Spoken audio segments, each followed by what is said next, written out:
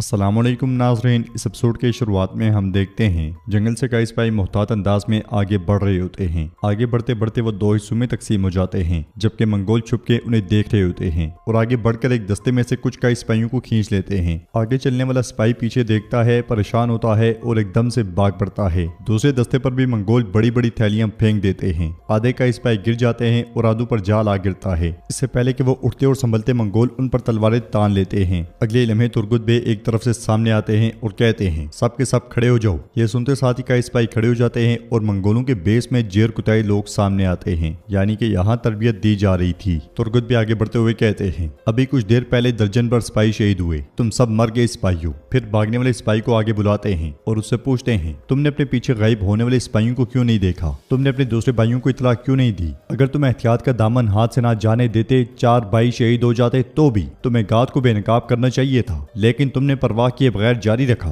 और तुम भाग गए। लेकिन मैं तुम सबको सिखाऊंगा, या तो आसान तरीके से या मुश्किल तरीके से। अब मैं आज रात खेमे में तुम सबका इंतजार करूंगा। ये कहते साथ ही तुर्गुत भी आगे बढ़ जाते हैं। जेरकुताई सिपाहियों से कहता है, तुम जल गए सिपाहियों, तुर्गुत गाजी तुम सबसे इसकी कीमत अदा करवाएंगे। चलो खेमों में चलो चलो चलो चलो। शर्मिंदा होते हुए सिपाही चले जाते हैं। दूसरी तरफ आइकुत के माज और सिपाहियों के साथ सर पट घोड़ा दौड़ा रहा होता है। घोड़े दौड़ाते दौड़ाते वो दो हिस्सों में तकसीम हो जाते हैं और बर्क रफ्तारी के साथ आगे बढ़ते हैं। काई कबीले में बाला हतून खाने के इंतजामात का जायजा ले रही होती है। अलजन सर पे कपड़ा रखे आगे बढ़ रही होती है और गाजी को देखते हुए कहती है, गाजी सैलाब तुम्हें बहा कर ले जाए। अलजन को देखते साथ ही गाजी अपने दोस्त के पीछे छुप जाता है और बाला हतून अलजन को देखते हुए पूछती है, ये क्या हालत बना रखी है अलजन खातून? तो अलजन कहती है, मत पूछो बाला, मेरा दिमाग काम नहीं कर रहा। ये गाजी इसे दुख पहुंचे, मैं इसे पकड़ने के लिए इसका पीछा करते हुए पहाड़ी से नीचे गिर गई। बाला हतून उससे कहती है, आओ आओ बैठो आराम करो। तो अलजन कहती है, मैं आराम नहीं कर सकती, खाना कौन बनाएगा? बाला हतून कहती है, बैठो अलजन और आराम करो वरना तुम बेहोश हो जाओगी।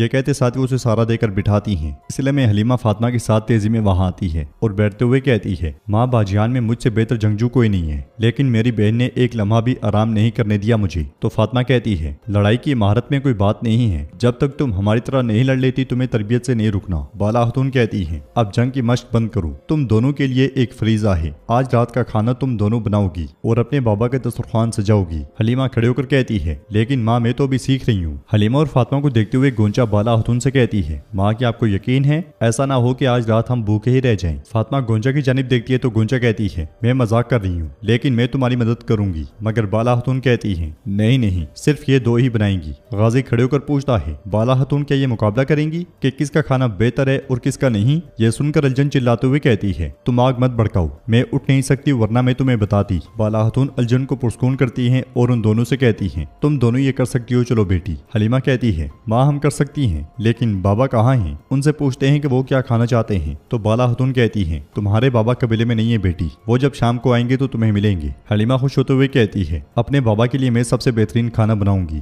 ये कहते साथ ही हलीमा भाग पड़ती है और फातिमा उसके पीछे जाती है। उधर हम देखते हैं कि उस्मान साहब जंगल में तने तनहा घोड़ा दौड़ा रहे होते हैं और बर्क रफ्तारी से आगे बढ़ते ही चले जाते हैं। वो आगे बढ़ते बढ़ते समुद्र के किनारे बहुत से तुर्क सरदारान तक जा पहुंचते हैं, जिन्होंने अपने कबाइल के झंडे उठाए होते हैं। जासूसी के अल्फाज इस्तेमाल करते हुए एक सरदार पूछता है, ए मुसाफिर तुम्हारा सफर कहाँ का है? जवाब में उस्मान साहब कहते हैं, मेरा सफर सुर्ख सेब के लिए है। सरदार पूछता है, तुम्हारी मंजिल क्या है? तो उस्मान साहब कहते हैं, मेरी मंजिल शहादत है। सरदार पूछता है, तुम किससे मिलना चाहते हो? तो उस्मान साहब कहते हैं, रियासत के साथ। सरदार पूछता है, रियासत कहाँ है? तो उस्मान साहब कहते हैं, पूरी दुनिया है। यह सुनते साथ ही वो सरदार सीने पे हाथ रख लेते हैं और उस्मान साहब कहते हैं, ए इंतजार करने वाले, जिनके घोड़े आग उगलते हैं और जिनकी तलवारें इंसाफ दिलाती हैं, उन लश्करों की खातिर बताओ सुर्ख सेब कहाँ है? तो सरदार समुंदर की तरफ इशारा कर देता है और वो सब उस्मान साहब को लेकर आगे बढ़ जाते हैं। वो आगे बढ़ते बढ़ते सफेद दाढ़ी वाले बुजुर्गों के पास जा पहुंचते हैं। सलाम दुआ के बाद उस्मान साहब बैठ जाते हैं और एक बुजुर्ग कहते हैं, अर्तगल गाजी के बेटे उस्मान साहब, आपने हमारे दिखाए जाने वाले एतमाद को ठेस नहीं पहुंचाई। आप मंगोलों को घुटनों के बल ले आई, आपने बजंतीन से खून की कै करवाई, आप दोनों महजू पर फतेहयाब हुए। तो उस्मान साहब कहते हैं, ए वल्लाह हमारी फतह हमारी ताकत की बदौलत नहीं बल्कि हमारे ईमान की बदौलत है।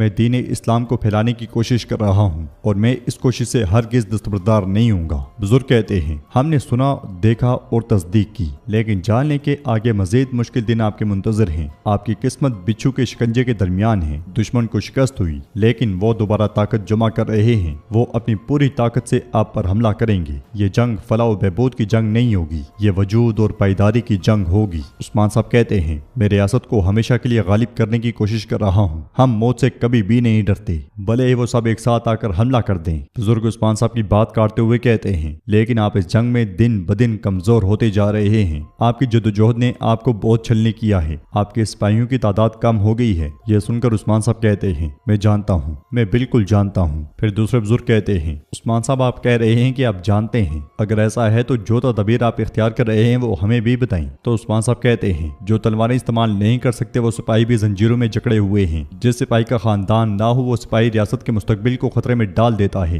इस वजह से मैं तमाम गैर शादीशुदा सिपाहियों को शादी के बंधन में बांध दूंगा। मैं इस पे काम करूंगा। मैं रियासत के लिए हर दस्तयाब जराई इस्तेमाल करूंगा और पैदा होने वाले बच्चे हमारी रियासत और हमारे मकसद को हमेशा के लिए परवान चढ़ाएंगे। यह सुनकर पहले वाले बुजुर्ग कहते हैं, सलामत रहें उस्मान साहब। जैसे जैसे कुफार की तादाद बढ़ रही है, आपको भी उनके बराबर होने के लिए ऐसा करना होगा। उस्मान साहब कहते हैं, रियासत वो है जो हमेशा मुस्तकबिल की पेशनगोई करती है। अकलियत होना किसी कौम के फना होने के मुतरादिफ है। नई नस्ल का मतलब उम्मीद है, वरना आज़ादी इन जमीनों पे ज्यादा अरसा नहीं रह पाएगी। बुजुर्ग कहते हैं, हम इस मामले में आपकी मदद करेंगे। आपकी आबादी को बढ़ाने के लिए तुर्कमान कबाइल इराक और हलब से बहुत पहले ही निकल चुके हैं। आप उन्हें अपने पास आबाद करेंगे। तलवार पकड़ने के लिए सिपाही, तिजारत करने के लिए ताजिर आएंगे। इस तरह आपको जंग और तिजारत दोनों से जो महसूल मिलेगा वो आपकी रियासत को मजबूत करेगा। दूसरे बुजुर्ग कहते हैं, महसूल रियासत को बेहतर बनाने के लिए सबसे मौसर निजाम है उस्मान साहब। यह मुस्तकबिल की पेशनगोई है। तो उस्मान साहब कहते हैं, यकीनन आप ठीक कह रहे हैं। तुर्कमानों के लिए हमेशा हमारे पास जगह मौजूद है। जरूर आएं और आबाद हों। वो कब आएंगे? अगर ये जान लूं तो ये मेरे लिए ज्यादा बेहतर होगा।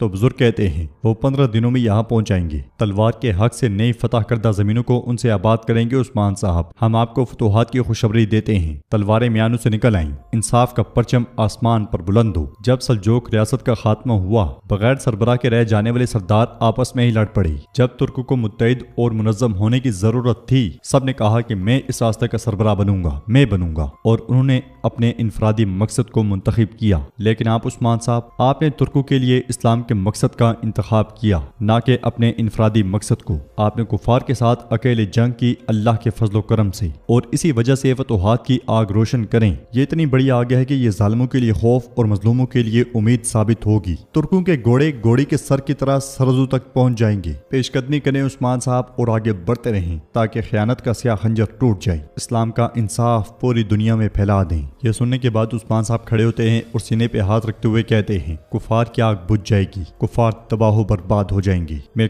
कसम खाता हूँ कि मैं तुर्कों की जमीनें रोज बरोज बढ़ाऊंगा। या तो रियासत के हुक्मरान बनेंगे या कौमों के खुराक बनेंगे। बुजुर्ग उस्मान साहब का शुक्रिया अदा करते हैं। नाज़रीन, इसके बाद हम कोजा सरदार का कबीला देखते हैं। सफर पे चलने वाला आइकुत उनके पास पहुंचता है और सरदार यगीत और कोजा बे से कहता है, मैं सरहदों में अदल इंसाफ कायम करने वाले सरदारों के सरदार उस्मान सरदार का सलाम लाया हूँ। कल उस्मान सरदार एक शुरा मुनक्किद फरमा रहे हैं। वो चाहते हैं कि आप और दीगर तमाम सरदारान उसमें शरीक हूँ। तो सरदार कोजा कहते हैं, हम ओगोज नस्ल के वारिस के इस सलाम की दावत की कदर करते हैं, लेकिन आखिरकार उस्मान साहब की इस शुरा का मकसद क्या है? क्या तुम्हें कुछ इल्म है आइकुत? तो आइकुत कहता है, मुझे कुछ मालूम नहीं। हमारे हुजूर ने बस यही हुक्म सादिर फरमाया कि सब सरदारान को इतला दो। तो सरदार कोजा कहते हैं, उस्मान सरदार का हुक्म हमारी सर आंखों पर।